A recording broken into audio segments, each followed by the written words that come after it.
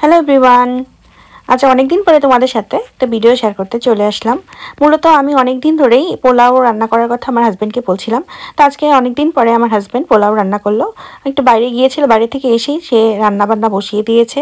তো তার জন্য প্রথমে কিছু পেঁয়াজ বেরেস্তা করে নিয়েছিল।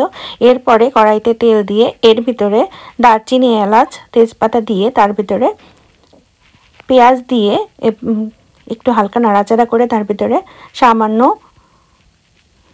আদা এবং রসুন পেস্ট দিয়েছে। দিয়ে সেই কাঁচা গন্ধটা যাওয়া পর্যন্ত একটু ভেজে নিয়ে এখন আমি বাসমতি চাউল যেটা নিয়েছিলাম মেজারমেন্ট কাপের 2.5 পটের মতো নিয়ে সেটাকে ধুয়ে জল ঝরিয়ে রেখেছিলাম, সেই চাউলটা দিয়ে দিলাম।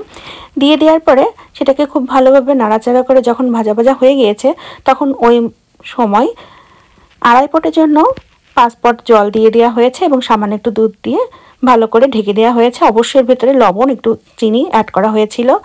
যখন প্রায় হয়ে এসছে, মানে আধা সিদ্ধ হয়ে এসছে, তখন ঢাকনাটা খুলে এর ভিতরে চেরা কাঁচা লঙ্কা, বেরেস্তা, ঘি এবং সামান্য একটু ফুড কালার দিয়ে দেওয়া হলো।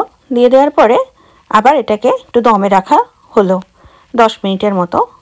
দমে রাখার পরে ঢাকনাটা খোলার পরে দেখলাম যে পুরোপুরি আমার পোলাওটা সিদ্ধ হয়ে গেছে। এখন খুব ভালোভাবে এটাকে মিক্স করে নিলাম।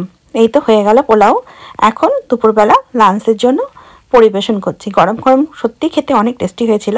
আর এদিকে আমি আগের থেকেই রোস্ট রান্না করে রেখেছিলাম, তো এখন সেটাই পরিবেশন করছি। তো এই ছিল আজকের আমাদের দুপুরের লাঞ্চ।